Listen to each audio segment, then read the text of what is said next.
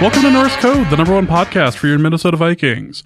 I am your host and producer. My name is James Fagashnik. Thank you guys so much for listening. And at the other end of the tin cannon string, we have our analyst and co-host. You know him from numerous blogs and podcasts around the internet, most notably from theathletic.com. He is useful human, Mr. Arif Hassan. Arif, how is your Thursday going? It's going well. I get to watch Lamar dice up the Jets. That's fun. Anytime you have that option, you really should just take full advantage of it. Right. Well, we're not doing that, but oh well. We, however, are going to attempt to do this show. I have worked every day since I came back from Seattle, and I am exhausted. So this should be a fun show. The last time I was this exhausted, people wondered if we were mad at each other. So this should be good. I have all the faith. I have all the faith in the world that this will be sufficiently listenable. Yes, sufficiently listenable. That's what I'm aiming for now. Well, welcome Sufficient is what we aim for, yeah. Well, yes. Welcome to this week's episode. I say this week's episode. This is actually the second episode of the week. We are going to be previewing the matchup with the LA Chargers. Nearly called it San Diego. We'll be doing the LA Chargers preview in just a moment. We have a fantastic guest for that.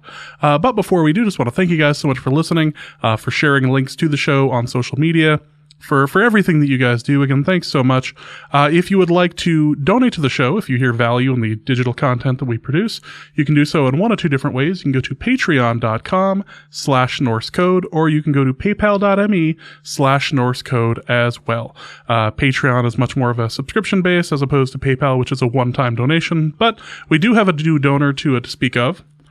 This is from, I believe the pronunciation is Tetlef. You say, I believe that's the one because it's from Germany. He says, "Greetings from Germany. Thank you so much for the great content you provide. Every drive to work is way more enjoyable when I can listen to you guys hating on Turkey and Wentz and Turkey, and occasionally talking about my favorite NFL franchise. I guess a live show from my area is kind of off the table. Again, thank you for the podcast." I mean, I'm not opposed to a trip to Germany. Yeah. We could just hop over to Germany the next time the Vikings are in London, right? Yeah, I mean, that seems reasonable. We have enough listeners in Scandinavia where we could make, this is where I say, we could make an afternoon. Do the rounds, yeah. Be like, we're just going to hit up, Norway for a little while, maybe Finland. I know there's a couple of Icelandic listeners as well.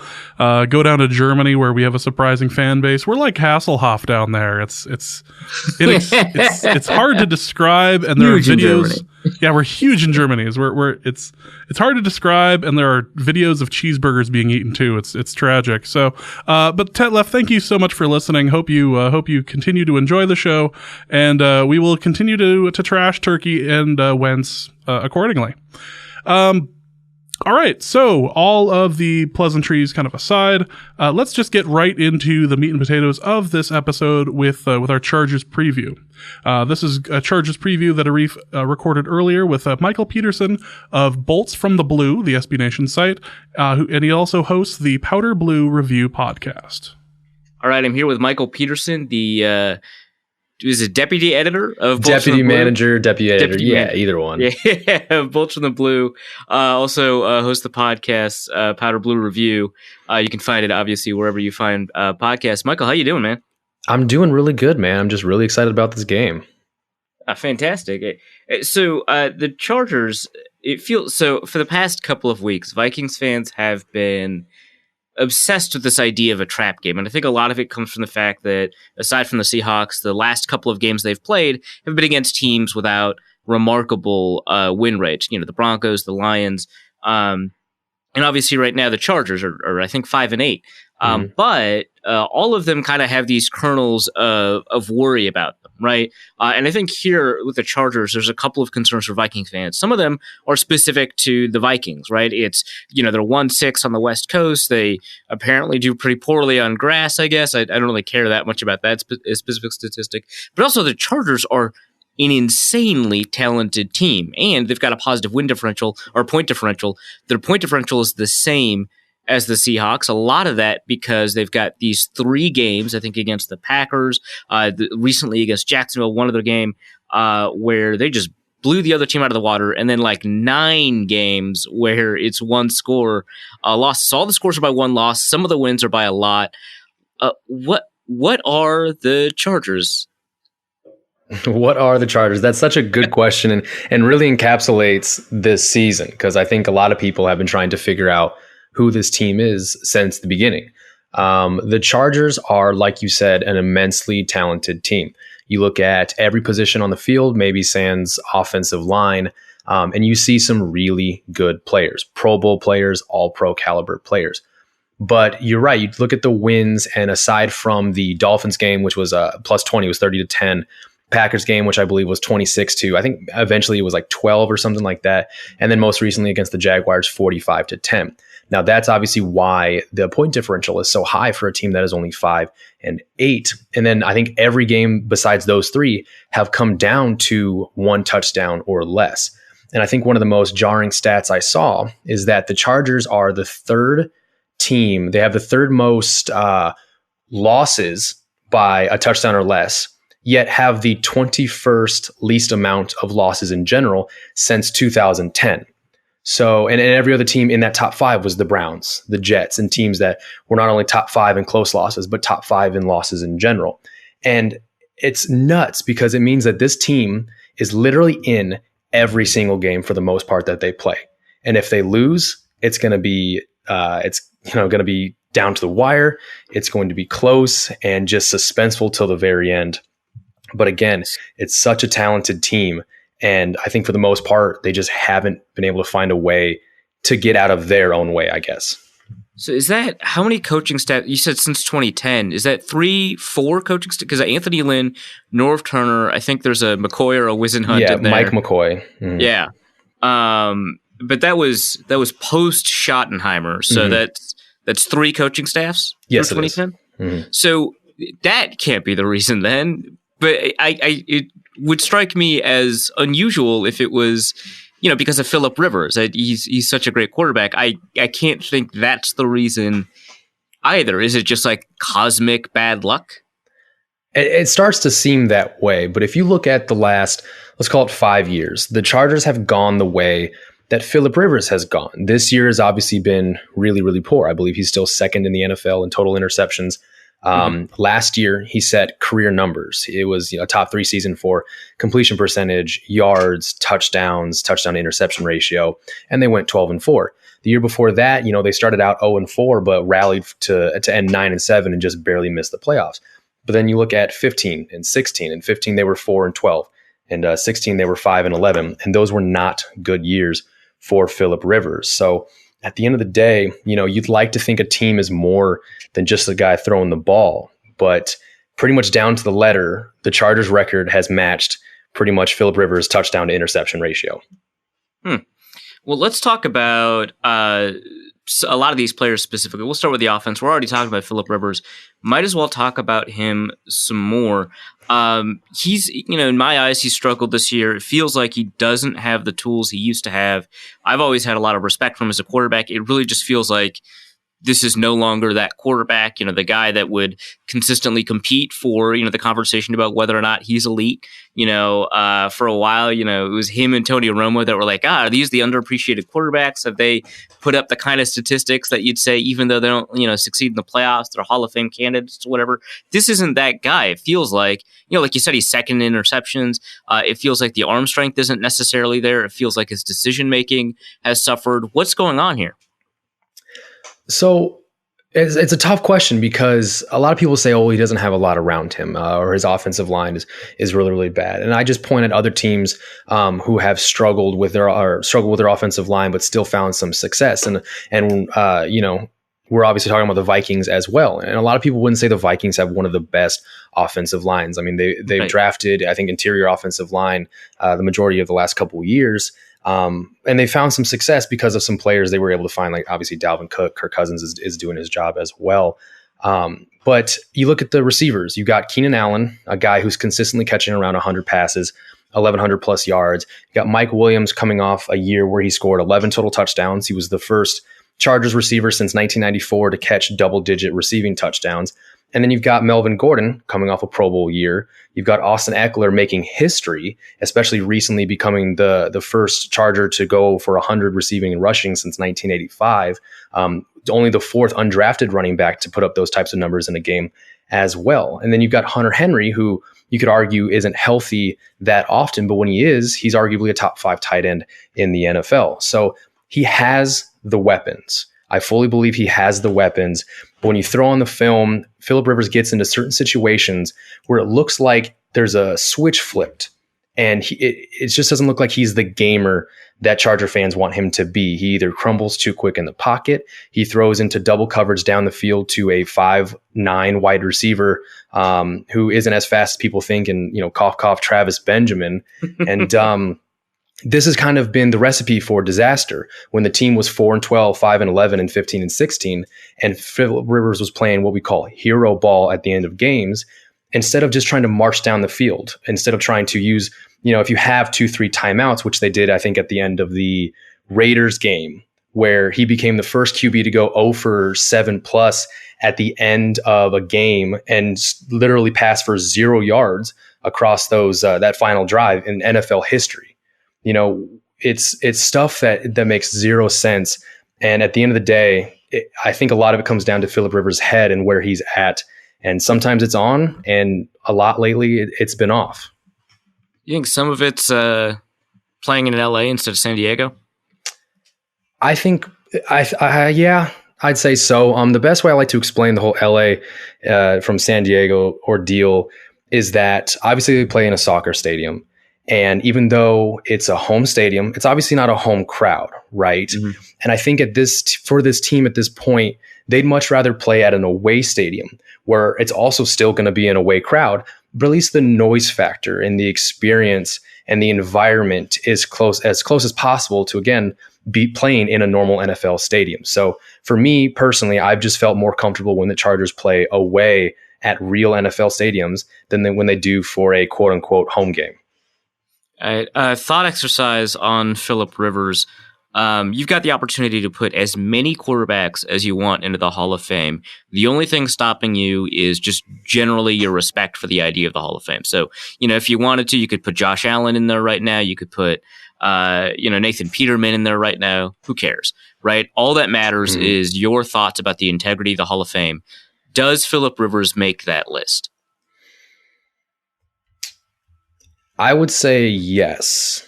And people probably might be jumping at me all of a sudden because I'm obviously biased, but his stats speak for themselves. And people want to say, oh, he doesn't have a Super Bowl, which I would argue that Super Bowl is obviously more of a team award. But when you look at what he has done as a player, as a quarterback, currently in the top 5, I think he passed into the top 5 recently this year in yards, touchdowns, where against what his team is doing, he's been able to reach these individual accolades.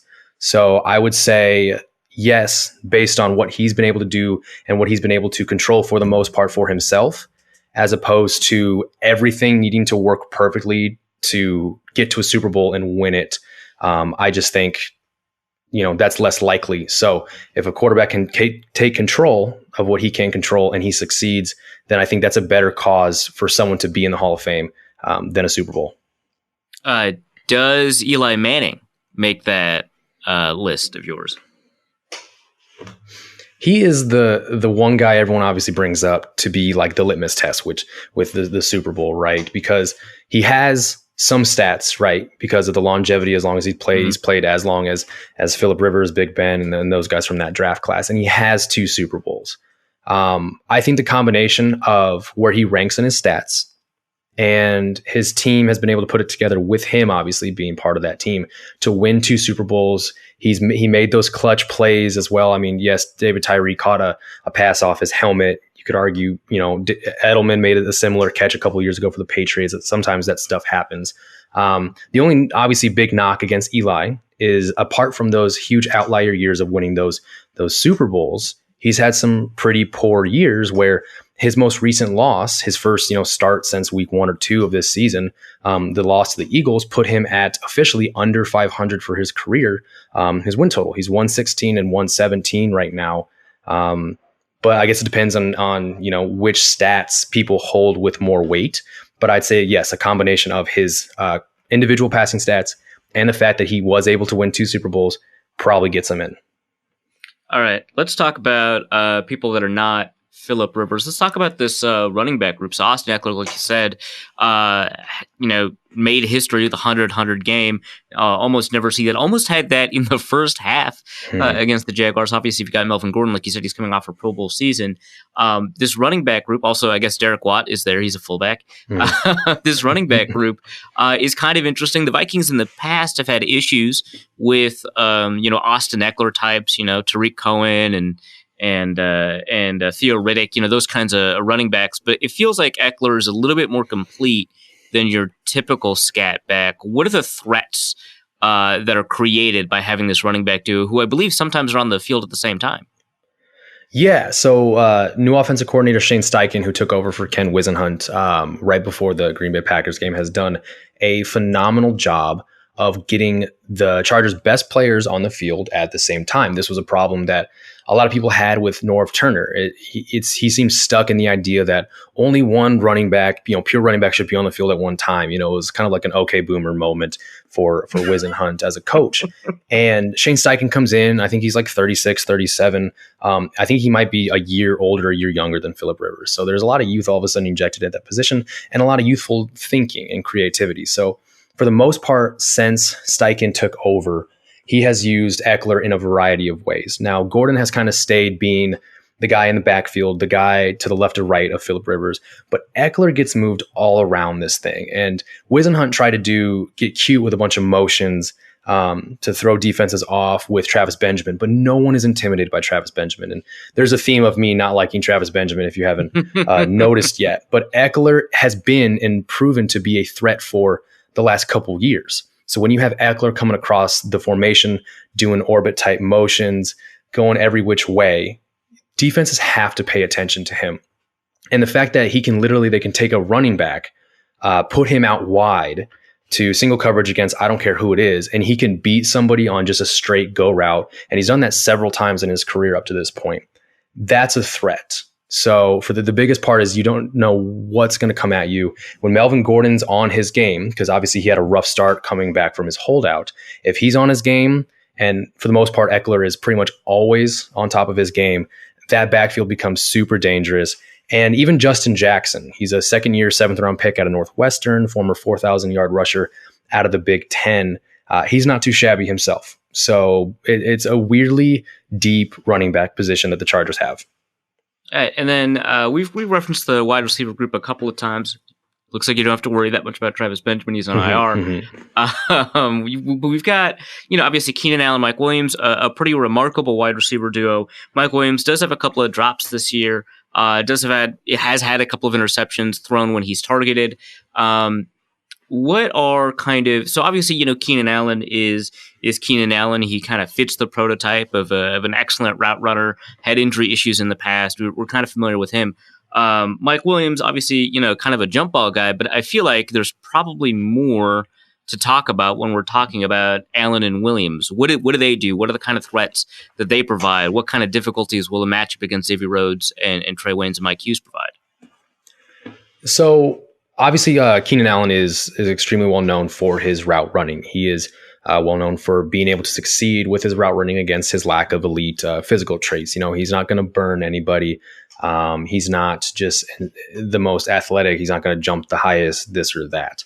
But he has found a way to succeed with such a nuanced route tree. I don't know how many different releases he has for every single route on that route tree.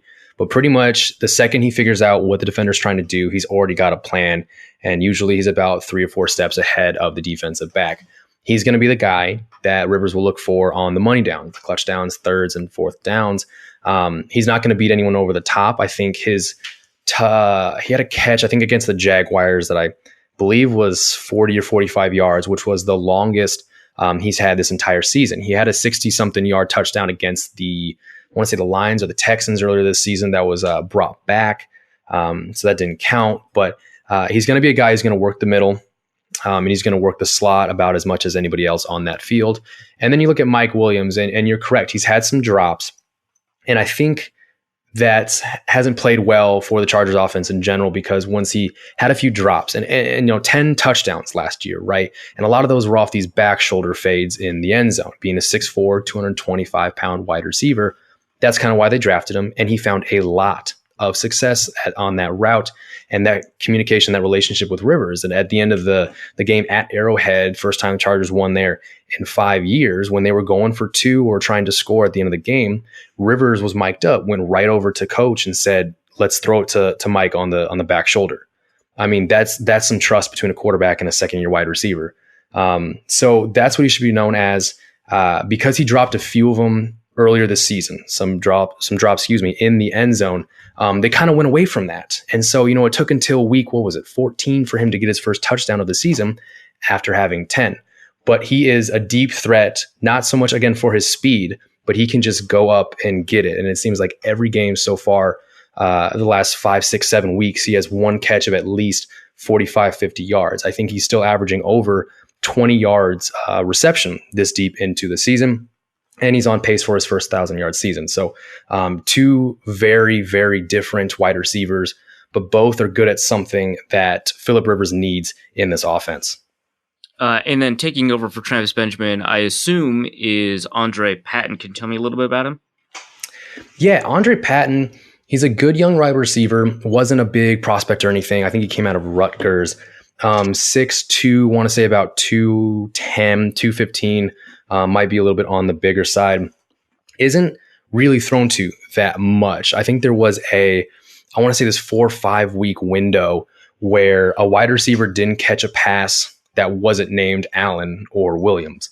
The Chargers went, I think, almost 2 months without a single wide receiver outside of those top 2 of catching a pass. I think that streak ended last week. So I don't expect you guys to be threatened by Andre Patton. There's also a young wide receiver named Jason Moore, who's received a few more snaps as well. He's an undrafted player out of Findlay University out of Ohio. So again, another guy who doesn't draw a lot of name recognition or intimidation from defenses. So honestly, past Keenan Allen, I'll just be totally honest, Allen and Williams, there's not much for you guys to worry about in the receiver department. And then let's briefly talk about the offensive line. I know you're an offensive line guy. This must be painful for you to bring up. Oh, it is. But we have to. Dan Feeney, left guard. I loved him coming out. I think it was Indiana. Forrest Lamp coming out. Loved him too. Thought he was a really remarkable pick. Wanted him for the Vikings. Feeney, for me, my only concern was concussions. Russell Okung, I think, negotiated his own contract again. If not, still thought that was a pretty good pickup. And it doesn't matter. It just feels like this offensive line is just not there. And also, it doesn't seem like the concussion issue is a problem for Feeney at all anyway. What's the deal? Like, I know they've just, this offensive line historically has just been super injured, but that can't be the only problem. Yeah, so last year, this offensive line didn't look that good. I mean, but they were healthy. I think that's kind of the main character. Russell Okung, Feeney, Pouncey, Michael Schofield, and Sam Tevy from left to right. That was the starting offensive line all of last year. This season is obviously a different story. Mike Pouncey has been on IR with a neck injury that may be career-ending. Cross your fingers on that, that it's not that bad. Russell Okung had a freak illness, his pulmonary embolism that kept him out, I believe, the first 6, 7, 8 weeks of this season. Forrest Lamp got starting time because once Pouncey went down, Feeney went over to center. And believe it or not, before they signed Pouncey, Feeney was actually going to be the Chargers center of the future. But all of a sudden, Forrest Lamp gets one start under his belt in year 3. We've been waiting so long for this. And then he hurts his ankle, I believe, breaks it to a degree, and he's done for the season. Pouncey's out. And then there was a little bit of injury to Sam Tevy, who isn't that bad. He's a former 6th-round pick out of Utah, better of a better run blocker, especially out in space, being athletic, not that great of a pass rusher. But to round this whole thing out, they were healthy last year. And the biggest difference is the team wasn't healthy at all. They've been mismatching as of right now. 2018 fifth round pick Scott Quessenberry is playing center, who's actually doing a really good job in place of Mike Pouncey. And if Pouncey is unfortunately done with football, I feel pretty good about that center position. But it's been a makeshift group for the most part. And I think this does have something to do with Philip Rivers' struggles as well. But it's rough. It's definitely rough being an offensive line guy. It's tough to look back at the tape and try to find some silver lining, something I could say that's positive. It's been, unfortunately, a lot of negativity with this group, but, season's almost over, I guess. Season's almost over. So Sam Tevi is one of the I think the league leaders in pressures given up. Like you said, a lot of this might actually just be on Philip Rivers. Either way, the matchup is primarily against Danielle Hunter. How confident are you in that? Oh, I'm not confident at all. Let's just be totally frank about this. I am such a big Danielle Hunter fan because there's nothing like an underrated superstar who's absolutely killing it and not getting nearly enough buzz for it. I love that guy so much. I love his story and who he is. I read a piece, and I can't remember if you did it or someone else. I thought it was from The Athletic about the quiet superstar that is Danielle Hunter. I thought it was a wonderful piece. But it's going to be a heck of a matchup against Sam Tevi. Because like I said, he's not a pass blocker. And if Sam Tevi, if something happens to him, you get Trent Scott, who is a second-year undrafted player out of Grambling State University, who has been abused since he stepped on the field. And outside of Trent Scott, you've got their third-round pick, rookie Trey Pipkins, who Minnesota native, yes, you're correct, but played at Sioux Falls University, a Division II school in South Dakota. And he was, again, their third-round pick with guys like Yadni Kajust and Oklahoma's Bobby Evans still on the board, guys who a lot of people thought were much more pro-ready and ready to step in and possibly be a plug-and-play player at their positions. But something about Trey Pipkins, intrigued the Chargers, and he's still far and away a project on this team. So one of the thinnest positions is offensive tackle, and they're a false step away from being in a bad position against the Vikings defensive front. All right, well let's shift things to the other side. The Chargers defense, I think like in terms of total yards or whatever, they're like top 5, but in terms of scoring percentage on drives allowed, they're top 12, I think. Pretty good defense. It got a lot better over the past couple of weeks with the re-addition of Derwin James. I've always loved the Chargers secondary. They've got Casey Hayward now. I kind of just wish Jason Verrett found a way to be healthy. Unfortunately, he could never do that. Otherwise, this would just be a stunning core.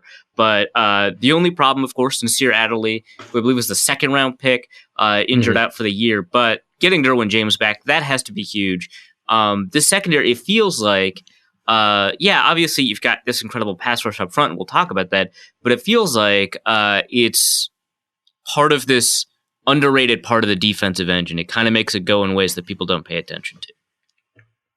Yeah, so the Chargers secondary likes to call themselves the Jack Boys, and the Jack Boys started from a former undrafted player from, I believe it was Houston. Adrian McDonald was his name, who's now coaching somewhere at some high school. But while he was with the Chargers, he brought this Jack Boys thing, and it was brought from the secondary of Houston as well, where Jack Boys essentially just means like they're going to take the ball away from you. That's their whole point. They want to take the ball away from you. And they deserved that nickname over the last couple of years because they've been able to take advantage of that pass rush with Joey Bosa and Melvin Ingram. This year, they've had some faultier moments against the Broncos most recently. Casey Hayward, who is well known, hasn't caught a lot of interceptions, hasn't taken the ball away a ton, but he's still one of the best in terms of just yards allowed per route run. I know he's been a PFF darling over the last couple of years, but he allowed 2 touchdowns to Cortland Sutton, who's not a nobody in his own right. But they've struggled just a little bit too much. They're not as strong as they've been in recent years. But again, you add Derwin James, and then you also got to add back Adrian Phillips, who is a safety who's basically the team's full-time nickel and dime linebacker. He was an all-pro as well as a special teamer, but played like an all-pro at his respective position as well. It's and Desmond King as well. He's a guy who has a lot of unsung praise about him. One of the league's top nickel corners, hasn't found an interception yet this season, but has a punt return to his name, also a big ace on the special team side of the ball. So a lot of smaller names, though. You don't hear a lot of guys talking about Rayshawn Jenkins. You don't hear a lot of guys talking about Jalen Watkins. And opposite Casey Hayward, you've got Mike Davis, who's coming back from a 2-game suspension following the game in Mexico City. You've got Brandon Faison, who's an undrafted player out of Virginia Tech.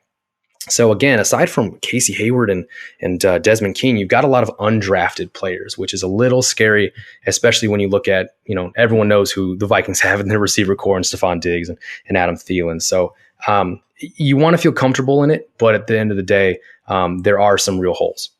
This is a team that plays a lot of defensive backs too. Like you mentioned, a dime linebacker package. I think most famously they played 7 defensive backs against Lamar Jackson to put more speed on the field last year. But that wasn't super unusual for the Chargers. They do put a lot of defensive backs on the field. Is that a personnel thing? Is it they just think this is the direction defenses need to go? What kind of drives, like you said, there might be kind of depth concerns, but they're still putting them out there anyway. What kind of drives putting that many defensive backs on the field? So against the Ravens last year, when they did roll out 7 defensive backs, a big part of why they did it was the Chargers were missing a lot of linebackers. They were missing a lot of middle linebackers. Denzel Perryman was out. Kaiser White was out. Jatavis Brown was out. If they were to actually trot out there with the normal 2 to 3 linebackers, you would be trotting out guys like Nick DeZubnar, if you've ever heard of him. He's a former undrafted player out of Cal State, I believe Pauley or something like that. And other guys, Trevon Johnson, again, guys who've never really sniffed an NFL field. But it just tended to work out because, you take out one of these linebackers who no one knows and you put in Adrian Phillips, who's a heck of a player in his own right. Again, undersized, 5'10", but he still weighs about 210 pounds, kind of like, that position Deion Buchanan from formerly of the Cardinals made famous over the last couple of years. And they needed that speed, and it just tended to work out. And it was also a way of getting your best players on the field because, again, some guys hurt. If you just wanted to put your best tacklers and the best athletes on the field, it ended up being their defensive backs and some of these backup safeties and cornerbacks as well. So plenty of reasons went into it. And it's still crazy to this day to think about that it worked. That's the crazy thing. You see how much success Lamar Jackson is having this year, but to imagine 7 defensive backs rolling out there and stopping that kind of attack is still crazy to think about. Let's talk a little bit about those linebackers, and then we'll get to talk about that phenomenal defensive front. So Denzel Perryman still there. Chinonwosu, who I thought was more of an edge rusher coming out, seems like he's kind of playing a little bit off the ball. Thomas Davis kind of finishing out his career here in Los Angeles, super underrated career in Carolina. You mentioned Kaiser White. There's Jatavis Brown, Drew Chakewell. There's a couple of guys here that I don't think a ton of people are super familiar with. Can you tell us a little bit about this linebacker core, whether or not they're kind of more geared to stop the run, whether or not they're kind of, coverage specialists, how they match up against someone like Irv Smith or Dalvin Cook coming out of the backfield, or even Kyle Rudolph, a contested catch tight end without a ton of speed. What are your thoughts here? So the linebacker group has been one of the more frustrating groups actually this season to kind of follow, because they signed Thomas Davis, and Thomas Davis's resume speaks for himself. He leads the team by a huge margin this year. I think he's up to 90 total tackles, and Joey Bosa's second on the team in tackles with 51, right? So he racks up the tackles, he racks up the stops. I'm not going to say a lot of those stops are behind or at the line of scrimmage. It is a lot of cleanup work. A lot of people are very mixed on the returns from Thomas Davis this season. We have seen him miss quite a few missed tackles. If you look at the Twitter archives of Charger fans and Charger people recapping games, there are a lot of tweets about Thomas Davis missing tackles. So still mixed on him. Denzel Perryman still hasn't been able to stay healthy through an entire season. He's very up and down. But the guys to be exciting about, and one guy in particular is the rookie linebacker Drew Tranquill out of Notre Dame. I got to speak with him down in Mobile. He's an what's the word I'm looking for? Immaculate person, pardon me.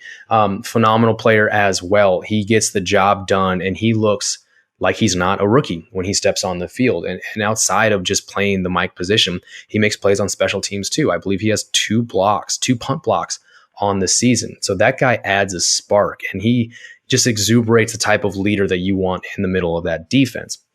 And it can't beat the fact that he's also a former safety, which is a theme in this linebacker group, because you go over to Kaiser White. He's a second-round player from West Virginia, kind of played their star position, which was their linebacker safety hybrid at West Virginia. And he comes to the Chargers, and they're like, you're going to play linebacker.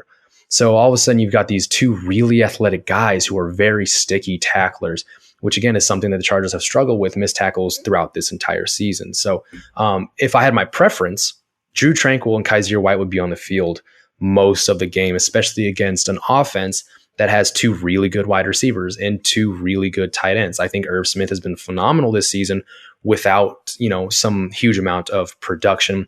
And then when CJ Ham is a threat to catch the ball out of the backfield, that's a good offense, right? I love CJ Ham so much. I love the fact that that's his nickname, or that is his last name, and that he plays fullback. This is just absolutely phenomenal. Isn't it?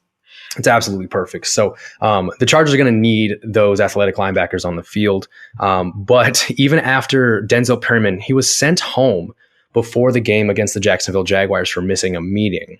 Now, you'd think, okay, cool, Drew Tranquill's going to step in and probably get this start because Denzel's in the doghouse. Well, no. Anthony Lynn says, well, he's just going to start this season. I sent him home. He's fine. He did the time, so he's going to start. So a lot of Chargers fans are a little upset about that, but that's just kind of the way it goes with the Chargers. All right, and then if the Chargers are going to win defensively, it's going to happen because that defensive line was able to get home. Joey Bosa, really remarkable player. Melvin Ingram having a pretty great career after, I think, not a super phenomenal start. But right now, he's a great edge rusher. Justin Jones, third round pick, I think out of NC State. I kind of liked him a lot. Jerry Tillery not seeing the field a ton. I think he's the worst graded player on that defense by PFF, if I remember correctly. Not just on the team. Yeah. Nope. Wow. Okay, I got to hear about that in a second. But I really think that this defensive line presents the toughest challenge for the Vikings, who, like you mentioned, the offensive line is not remarkable. They've made investments; those investments have panned out. But for the most part, it is not a stunning offensive line they're going up against. One of the Bosa brothers and Ingram. So, can you tell me a little bit about them? Kind of how they win. What their strengths and weaknesses are, kind of what opportunities are available for the Vikings against this kind of defensive front, and so on. Yeah. So Joey Bosa is phenomenal. We all know that, but he has taken his play to a new level this season. He was always good about getting after the quarterback, but in terms of completely rounding out your game, Joey Bosa has made such huge strides in stopping the run. He's about as complete as it gets at the defensive end position. I know PFF has loved him throughout this season as well. I think he might be the Chargers' highest rated defender through this season. So Joey's work ethic and his results kind of speak for themselves. I believe he's over double-digit sacks this season as well. He's only 2 away from his career high in sacks for a season, which is 12.5. Melvin Ingram on the other side, again, uber athletic. I'd like to see some more consistency. I've seen him kind of disappear from games too often, and I don't think he plays the run nearly as well as he should, playing up on the line of scrimmage like he does. But he can cause offensive line fits. He's got a killer spin move. And my favorite thing that Gus Bradley does, the defensive coordinator, is put those two on the same side on third downs. And that's usually just a gimme instant pressure for this defensive line. They've just got to finish the sack and get the defense off the field, get the offense, off the field. As far as the rest of the defensive line goes, Justin Jones has made huge strides. You mentioned you liked him. I did too. I loved watching him at the Senior Bowl a couple of years back. All those guys from NC State were phenomenal. You still got Brandon Mebane in there. I believe he's 33 years old right now. And as far as, a huge two-gapping nose tackle, 33 is super, super old. And he's just kind of, I think, there at this point. He gets the job done enough. But that's the reason they drafted a guy in Jerry Tillery. But why I, had some thoughts about Jerry Tillery that I needed to almost yell out at you the second you said his name was that there was a stat, and I believe it was within the last 2 weeks, where out of 425 eligible players, Jerry Tillery was 424th. Oh boy! And this was total tackles for the entire season. He had 5 total tackles. and that ranked 424th out of 425 eligible players in this category. Now, holy crap.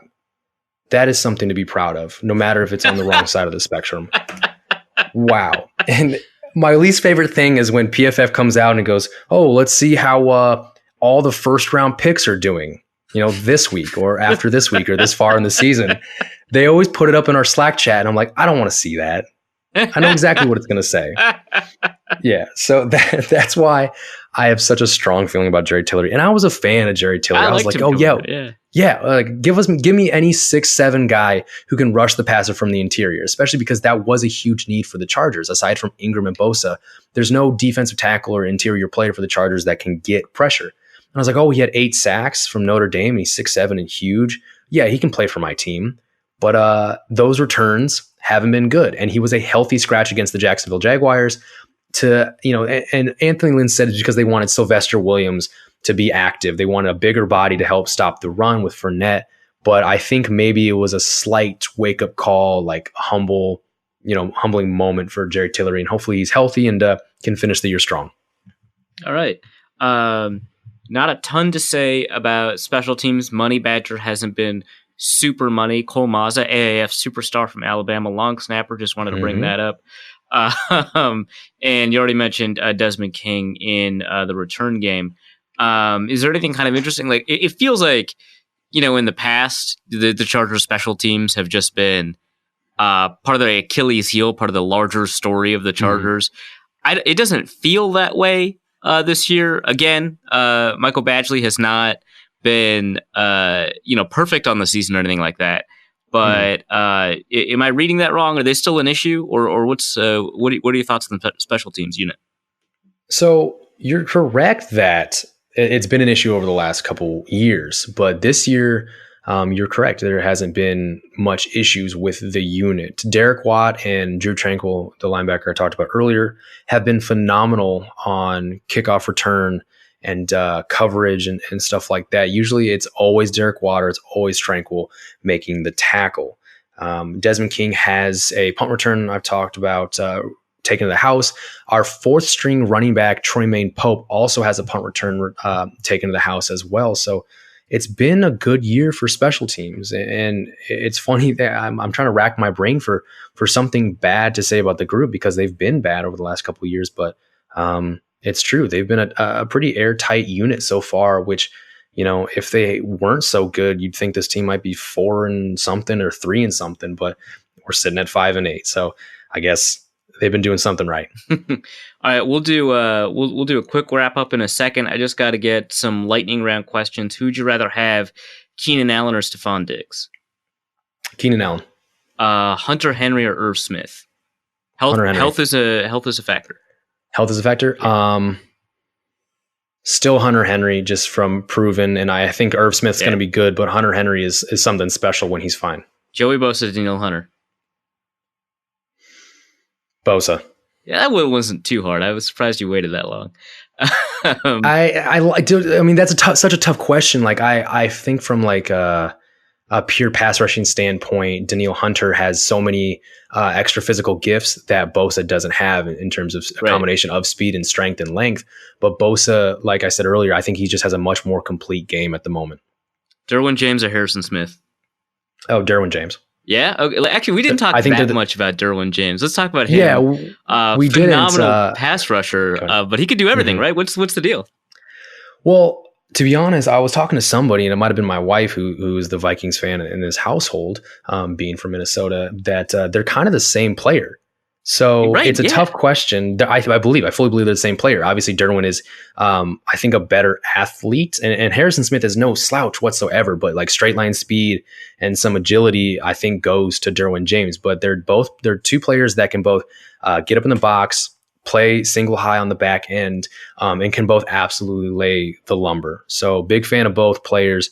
But I think Derwin James is going to end up being the better player when it's all said and done. Would you rather have Phillip Rivers' career or Kirk Cousins' career at quarterback? I mean, I would probably have to go with Rivers just because, he still has a ton of success and he has the passing records and those big years with the Chargers, obviously, even back when they had LT and a bunch of other good players. So yeah, I'd probably say Phillip Rivers. Sure. But going forward, you'd rather have Kirk Cousins. Honestly, yeah. I'd probably have Kirk Cousins going forward because, Rivers has maybe a year left, if that, and Kirk Cousins seems to be kind of hitting his stride, especially when it comes to having like the right offense and just, some decent players around him.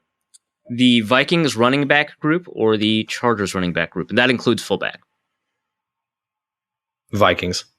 That's the only area where you pick the Vikings. I find that fascinating. Yeah, and the thing is, all the other ones are tough questions. Like, they're all fairly even. And obviously, being the Chargers fan that I am, I'm going to go Chargers. But with the running back group, it's tough to go against Austin Eckler. But I love being able to run the football and being able to have success doing that.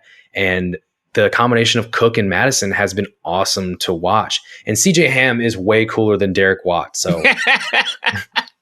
Well, that's going to be the deciding factor for me, man. If I could get a Chargers jersey that says Ham on the back, I'm not going to think twice. All right. What are your thoughts on the game? I think, are the Chargers favored? I don't think they are, but take a quick look. I might be able to check on that real quick. We'll see if ESPN has anything to say about it. But overall thoughts on the game. Like I said to start off, I'm super excited about it because I believe it's two really good teams with tons of star power going at it, and it could be a trap game for the Vikings. I think the Chargers have by 3, by the way. They are okay. Well, the Chargers have the most mysteriously sketchy 5-8 record, right? I mean, all the weird, crazy stats, the point differentials, and everything else don't point towards a team that has lost 8 games and only won 5. I'm really excited. I'm a big Adam Thielen fan. I like his feel-good story. He was a keeper on my fantasy team this year who didn't really pay off, unfortunately. And it's going to be a house divided here. Again, I'm the Chargers fan. My wife is a Minnesota Vikings girl. And it's going to be a fun Sunday. And the thing is, if the Chargers lose and you guys win, it's almost a win-win situation because you guys are more safely in the playoffs and the Chargers get a better draft pick.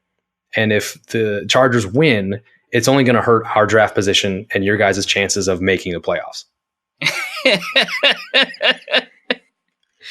All right. Win-win or lose-lose. Love it. Well, I mean, players are playing for their jobs, so they don't really do it the same way we do. Yeah, unfortunately not. But appreciate you coming on. Is there anything you want to plug?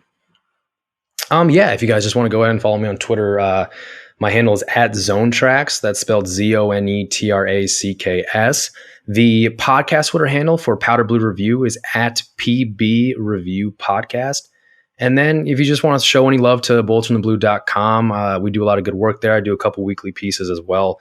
And hopefully sometime tomorrow I'll have up my 3 things to watch for against the Minnesota Vikings, where I'll just be talking about the 3 biggest themes or things in general to watch when this game plays on Sunday. So if you guys kind of want to look-see the what's the word I'm looking for? Perspective of the opposite team heading into this game, you can go ahead and check that out.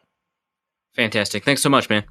All right, let's go to the mailbag. And the first question is from Ian Pauley, who asks, how much does Thielen being full go change the offensive game plan versus being on a pitch count or just out completely? Yeah, I think if Thielen is on a pitch count, my guess is that the offensive game plan is to design kind of specific sets that they'd expect him to be in or specific situations that they want him on the field. And so you kind of work your way around what those plays are going to be and kind of deploy them in specific situations. When he's full go, that actually just, obviously it makes things a lot more flexible. You can run basically the full playbook expecting Thielen to be there. And what's really great about that is that the Vikings can go back to kind of a more efficient 2 receiver set instead of the 3 tight end set that they've been running a little bit more often, or even a 2 tight end set where they're just not getting as many yards through the air. So it changes kind of the approach if he's full go in terms of the personnel that you're just going to put up there on the field. Obviously, the plays that you're kind of willing to run. I'm not going to say people forgot about Thielen because we clearly haven't. We've been talking about it every week. But it'll be refreshing. I think maybe that's the best way to put it. Refreshing to see him back on the field and see kind of how the geometry of the defense kind of alters because it can't, shade itself over to Diggs' side. And because both of them are very capable deep threats, and really threats at all three levels of the field, it's going to be difficult to cover both of them in ways that, like last week, for example, Cousins talked about how all the different complex coverages kind of forced him to check down a lot. And that's not going to be a situation if Thielen is fully healthy. So it's kind of cool. I mean, the offense is already kind of this is such a weird thing to say, one of the better ones in the NFL. And they don't even have Thielen for 4 or 5 of the games. So having him back is going to really bring the offense forward just in time for the playoffs. All right, next question is from Michael Kurtz, who asks, is this a trap game like the Broncos at home? Statistically, a better defense than the Broncos, much better offense than the Broncos on the road, but don't match up the wins to their production level, much like the Broncos.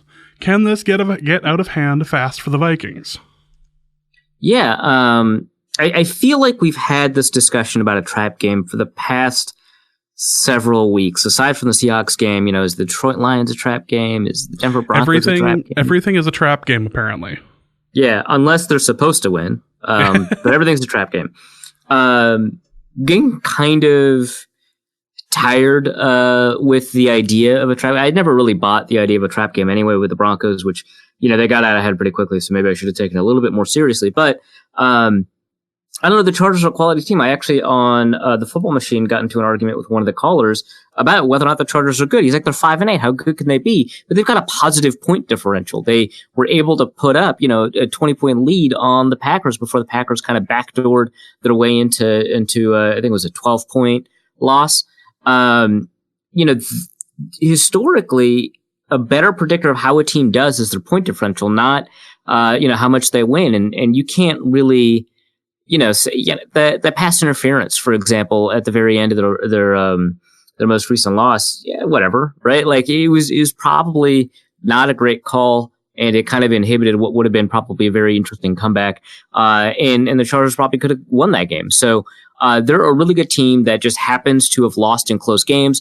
Close game winning record doesn't tend to follow, especially, if you've got a positive point differential. So there's a lot there to say they're a good team, but I don't know. I kind of don't believe in trap games. Like I think it's just a bad team that has an X factor that's probably more likely to be a trap game. This is a good team. The hope is that the Vikings don't look past them. They've done a very good job of not looking past opponents this year. So yeah, it's a potential trap game insofar as, they got a losing record and they've got a lot of quality, but I just kind of don't really believe that much in trap games. Good teams tend to beat bad teams, and when bad teams beat good teams, that's not usually because the good teams got in their own head. It's just, because, if a team only wins 1 in 10, sometimes that 1 in 10 happens, like 10% of the time by definition. So it's just kind of what happens. Good teams tend to win. Sometimes they don't. I don't think that makes it a trap game. Is this one of those situations where if everything's a trap game, then nothing is a trap game? Kinda, yeah. The bye week was the most tragic of the trap games. They really looked past the bye week. Really unfortunate for them. Well, yeah. Kenneth Allen asks, what's your take on the Phillip Rivers Hall of Fame candidacy?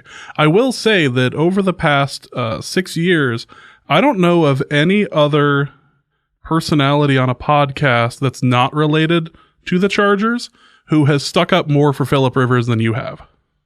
Yeah, he's good, man. Well, so obviously, all of you have heard the interview with Michael Peterson, where I asked him if Phillip Rivers is to him a Hall of Fame quarterback, and he said yes. I agree. I think he is a Hall of Fame quarterback because I think what he's done for the team is tremendous. I think he's done more than Eli. I would not personally put Eli in my Hall of Fame, were I to design a Hall of Fame and I could put as many people in it as I wanted. Eli wouldn't make the cut. I would have to think about Tony Romo, but I would not really have to think about Phillip Rivers. I think he's a Hall of Famer, and I think he's been an underrated pseudo-elite / elite quarterback for a very long time. And there are times when his production, like in terms of like expected points, for example, there are years where it's been better than like Drew Brees in Brees' record-breaking seasons, but Brees threw the ball 650 times. So, Yeah, I think he's a Hall of Fame quarterback. I would put him personally in the Hall of Fame. I don't think he'll end up in it. I think he probably needed more playoff success, which is weird to say because, I mean, they made runs at AFC Championship games, but that's the barometer now, I guess. Well, you run into the Patriots buzzsaw enough times and that'll happen to you.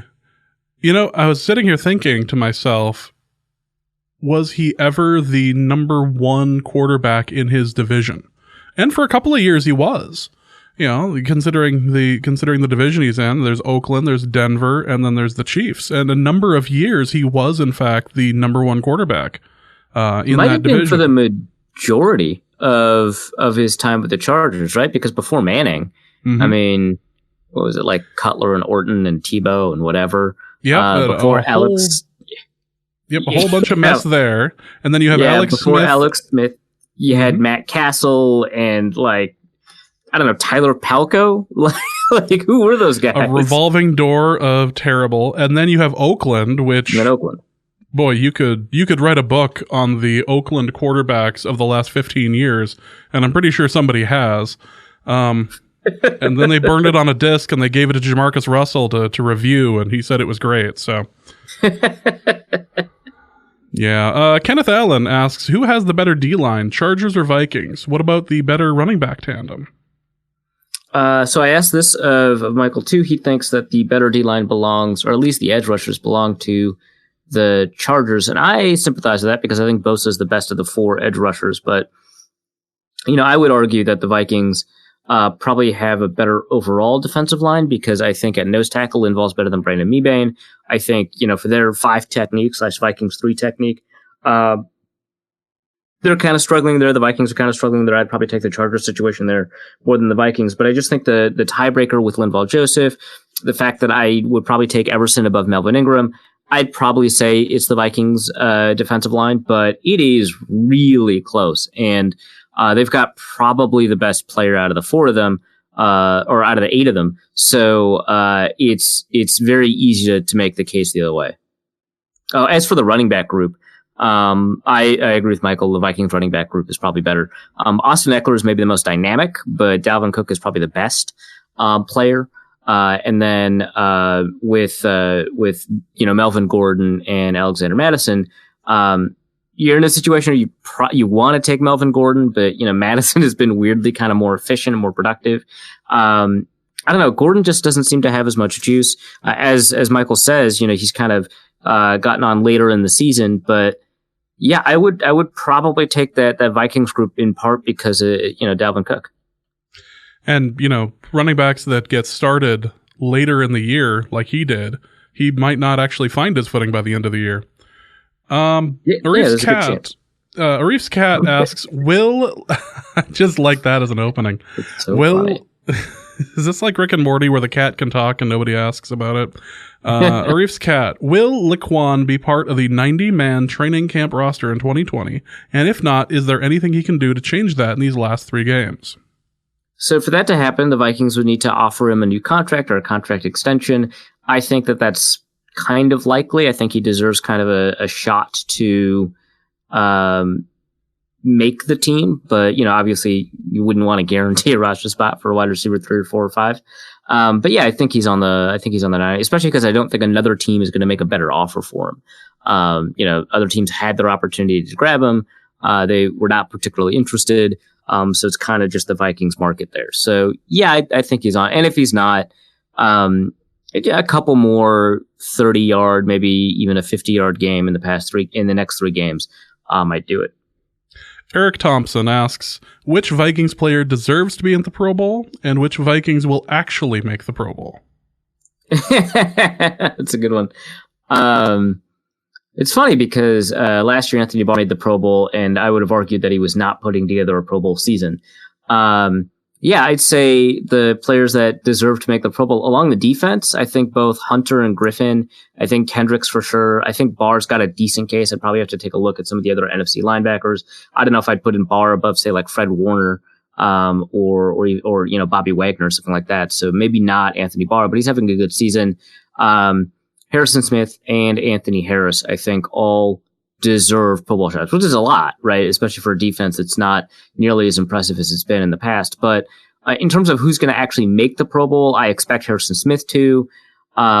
There's been some national talk about Eric Hendricks, but it's kind of up in the air. I would not be surprised if he did not make the Pro Bowl, just because that's kind of, that requires, I think, a lot of attention that you have to have a Bobby Wagner type season to get put on somebody's radar in the first place, which is kind of how, after Anthony Barr's 2015 season, he got put on people's radars and then he kept on getting voted in. As for, I don't think Everson's going to make it. I think it's probably going to be Danielle Hunter. But I wouldn't be shocked. I'd be kind of a little bit pleasantly surprised. I think offensively, Cousins is going to make it. I think he deserves to be in. Cook is going to make it. I think he deserves to be in. Ham, that one's kind of interesting. I don't really know how fullback votes go, but I think Juszczyk's going to make it. Does Ham deserve to be in? I don't know. That 60-yarder might be changing my mind. I don't know. Stephon Diggs, I think he's going to make it this year. So I think a lot of Vikings are going to make it. I think most of them will deserve it. I can't think of a Viking who would make the Pro Bowl but not to deserve it. Because I think nationally people know that Rhodes isn't playing well. I don't think Linval really had much of a shot in the first place. Kyle Rudolph just doesn't have the touchdown numbers. Brian O'Neill, I don't know. There's too many good right tackles in the NFC. So I don't know that any Vikings will make it that probably don't deserve it, but I do think like Anthony Harris and Everson Griffin might deserve it and not get in. What about Dan Bailey? That'd be interesting. I'm not against it. He's made a lot of kicks. I haven't really paid attention to the other NFC kickers. The only kicker worth paying attention to is Justin Tucker, and he's in the AFC. Who cares? Well, no. Considering the league that we are in, I just assume that you are as... But like all of the kickers I've rostered or have considered rostering are AFC kickers, just by happenstance, right? Like Daniel Carlson, you rostered Jason Sanders, another AFC guy. I, for a while, was considering streaming whoever the Patriots kicker was that week before thinking better of it because it's idiotic. My favorite part about the people drafting kickers in the Norse Code League is watching people like try to explain their strategy in the chat, where they're like, "Yeah, this guy plays in a lot of domes this year. I think this is a good idea." I really want to do some like it's so good. Yeah, some like actual study on their success rate versus everything. Right. As it turns out, for a while, I would let whoever wanted to draft Jason, because he always gets drafted early in our leagues. Whoever wanted Jason Tucker draft him, and then I'd just take whoever had the highest extra point percentage, which usually was Matt Bryant, and can't get him anymore. Nope. After that, but that actually is not a super great predictor. Nope. And you know what? My whole life choice, my whole decision making tree completely changed as soon as week 1 and week 2 happened. Like, nope, I'm going with the kicker that's going to be in the position to kick extra points the least. Here we go, Dolphins. And he threw a touchdown. Which we didn't have a mark for. I need to fix that for next year. But in the same game, he also missed an extra point. So screw that guy. Zen Cupid asks a 3-part question. Who chirps more at opposing teams, Everson or Rivers? Everson, easily. Who's funnier while chirping between the two?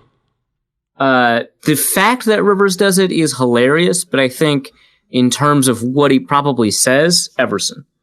And what are the odds we get an Insta-classic mic'd up between the two of them? 85%. I'm sure it's going to be great. Yeah. Matt Anderson asks, another big test this weekend for Brian O'Neill. How do you think he will fare versus Joey Bosa? I think he's finally going to give up that sack he's been threatening to give up. Yeah, I don't know. Bosa is great. O'Neill is fine. I don't know. It's, obviously he's a good pick, and he's played pretty well, but Bosa is kind of just on this other level. Like I said, I think he's even better than Danielle Hunter. And O'Neill is kind of being buoyed by the fact that he's had a couple of sacks taken away. We brought this up in the interview with Michael. So yeah, I think Bosa will get his. All right. Next question is from Paul. We got a couple email questions coming up here. So Paul says, my name is Paul and I'm currently living in Vegas. Big fan of the show. You guys do a great job. My question is, do you think the Vikings would be better off electing to receive the ball at the beginning of the game, should they win the coin toss, so they get the opportunity for a 14-0 lead right off the bat with the defense taking the field once? It seems like the defense would be fresher at the beginning of the game, more so than at the beginning and at the second half. So you'd think that, but the Vikings actually defensively are worst on opening drives, and they get better as the game goes on. For the past couple of years, this has been the case.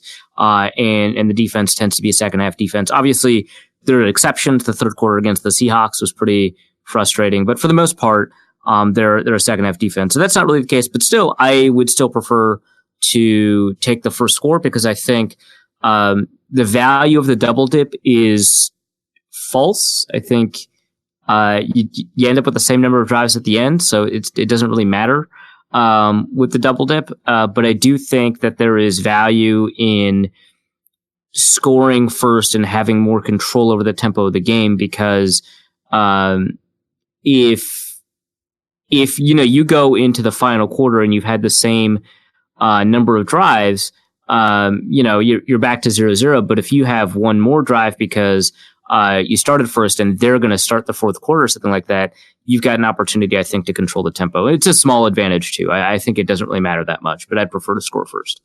Okay. Next question is from Slava, who asks, how much is Delvin Cook worth on the free market, and should the Vikings pay him? The injury probably hurts his value a little bit, but I would say probably, I don't know, they just raised the cap quite a bit. I wouldn't be surprised if it was $8 million, so not quite the $13 million that we saw for a couple of running backs. But those injury concerns are going to depress his value. Plus, I mean, we just know a lot about, how much running backs just tend not to get a ton of value. I don't think he's going to get Le'Veon Bell money. I personally, I'd hate to see him go, but I would not pay him $8 million a year. I would let him go. It would be very difficult to convince me. And I've argued that, he has produced more than a replacement back in a similar situation. I would never go above $6 million for a back, unless it was, potentially Adrian Peterson or something like that. Like, it's tough for me to go above 6, and those backs that I'd go above 6.4 would go above whatever I would give them anyway. So it's tough for me to pay running backs for agency. Bill Armstrong says, I have a question that perhaps Arif can address on the podcast. There's been a lot of talk this season from various media outlets regarding mediocre NFL teams purposefully tanking to secure a top draft pick. Historically, it doesn't seem like NFL teams have tanked for draft picks to the same extent that we see in other sports, namely the NBA. I'm wondering if NFL teams are tanking now because they have determined that under the current CBA, the most effective way to make a multi-year playoff run is to acquire a top-tier quarterback on the cheap rookie contract. If this is the case, can we expect the tanking trend to continue? If so, do you think the issue will be addressed during the next CBA? I don't think tanking is all that serious a concern because I think it happens a lot less than we figure. Sometimes teams are just bad, and the reason they're losing is because they're bad and not because they're tanking. It's also kind of difficult to figure out kind of where it's coming from and to what extent you can say it's a strategic decision versus one that kind of ruins the quality or the product of the game, because I don't think coaches tend to tank. I think that because they're playing for their jobs and because they're kind of hardwired to win, they're not very likely to tank. And I think players absolutely do not tank.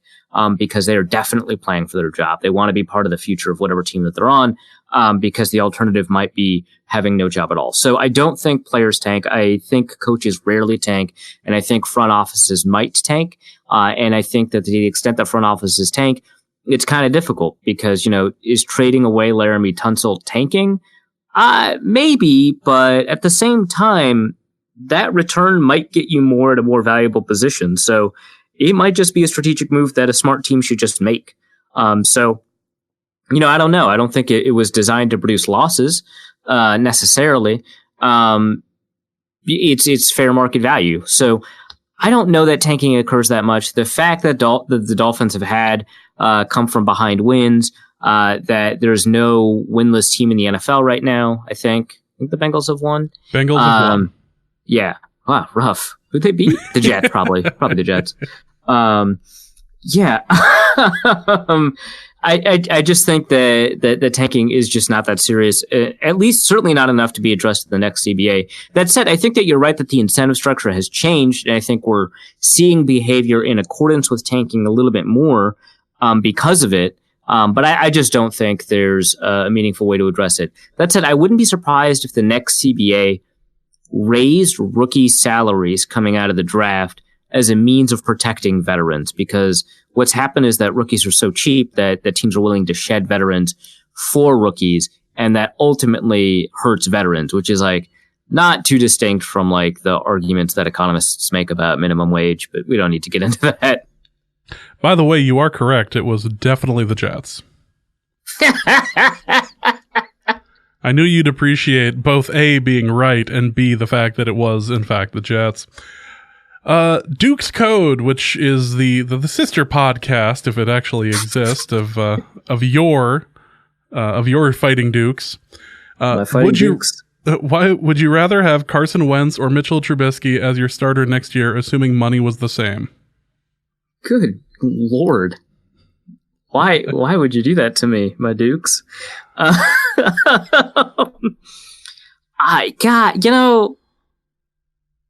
make a lot of this fake rivalry / real rivalry I have with Carson Wentz, and how much I hate NDSU. But I really like winning, and he's clearly a superior quarterback to Mitchell Trubisky. So I'd probably throw a bunch of shots unnecessarily on Twitter every time he screwed up, pretty unfairly. But I would definitely much rather, especially for like the same amount of money. Good Lord.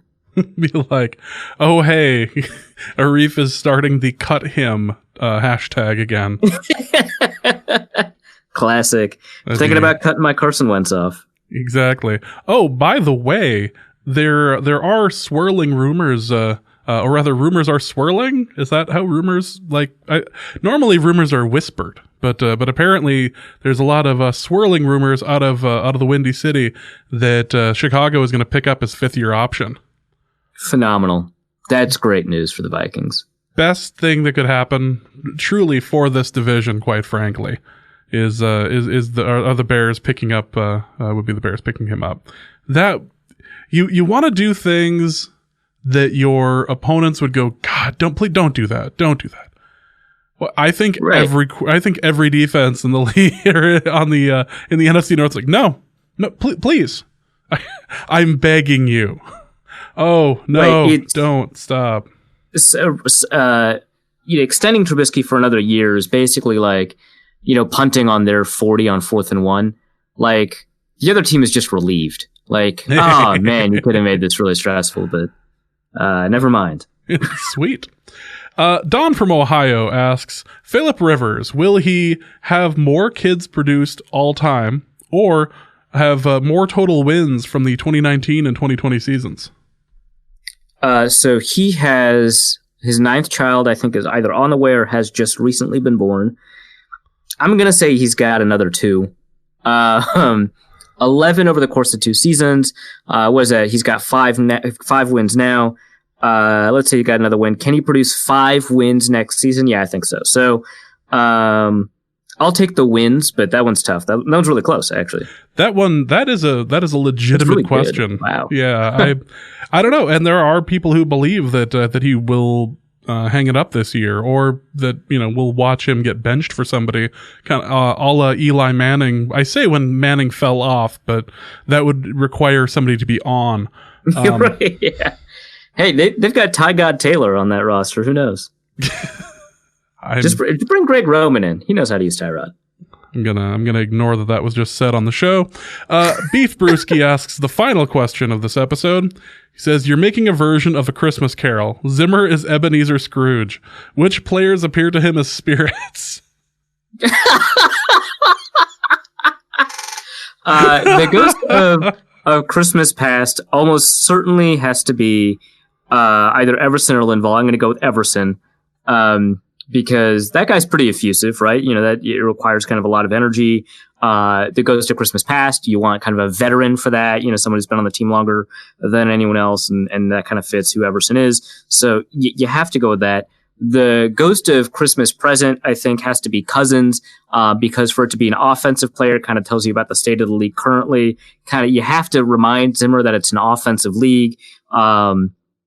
You know, bring him around, show him how all these teams with great quarterbacks are doing.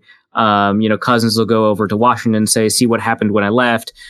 He'll bring Zimmer over to Seattle and say, hey, look, their defense is pretty bad, but they're in a playoff spot. You know, that's pretty important. As for the future, that one I think is a little tougher. Maybe Xavier Rhodes, you got to learn to let go. You know, here's what your future looks like if you don't let go of veterans. You know, I feel like Xavier Rhodes could probably wear a Grim Reaper costume pretty well. So that probably fits. I don't know. I did that all off the top of my head, but I'm actually really happy with those casting decisions. That is pretty great. I am impressed that you were able to provide a message for each of them, as well. I was trying to figure out like a coach's version of that, be like Denny Green being the coach of a Christmas Past. But I like that.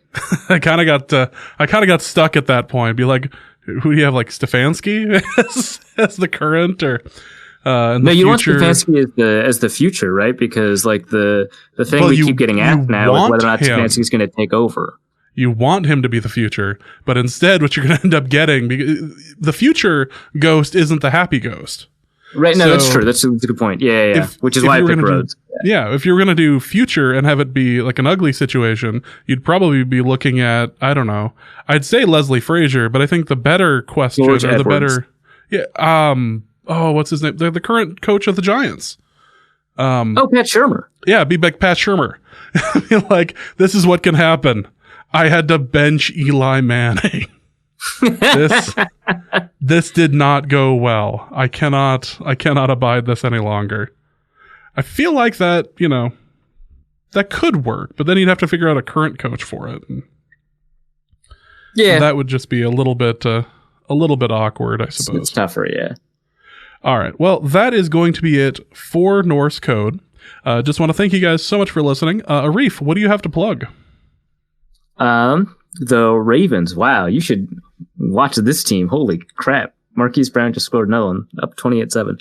Other than my Ravens, I've got a mailbag up at The Athletic that talks about some of the issues that we already talked about in this podcast in a little bit with a bit of a different angle. I've got a piece coming about how the defense has changed since the bye. Mostly guesses because, you know, Mike Zimmer won't tell us a bunch about the defense, as is his prerogative. But you know, those are the pieces that I'm kind of most looking forward to. I've worked on this defense piece, I think, you know, since Seattle. So, check that out. Otherwise, just follow me on Twitter and stuff. Just get into arguments on Twitter. Arif has been bored lately. People just keep, he's tired of people going online and photoshopping his face onto things. So, oh my God, please just don't do that. Good Lord. How is this a thing that keeps happening? I don't think this happens to a bunch of other people. I'm not seeing like not. Adam Schefter getting it. Well, bad example, but I'm not seeing like I'm not seeing Chad Graff or Sam Ekstrom get his face photoshopped onto Christmas ornamentation. Well, I mean, to be fair, your name kind of lends itself to a particular Christmas item. A lot of people's names lend themselves to Christmas things, and yet here I am. Yes. I always feel bad around December 25th for Arif Hassan. Always feel bad. Yeah. Well, I mean, the Twitter avatar came out basically due to popular demand. I wasn't going to do it this year, and then enough people asked why I hadn't changed the Twitter avatar to the Eric Thompson Photoshop of you. And I waited and waited, and finally I was like, you know what? I think this is either the 8th or the 9th person who's asked. I'm just going to do this. I'm going to bend a will, bend to popular demand, and make people happy. So I'm glad I made a few of you happy on Twitter today.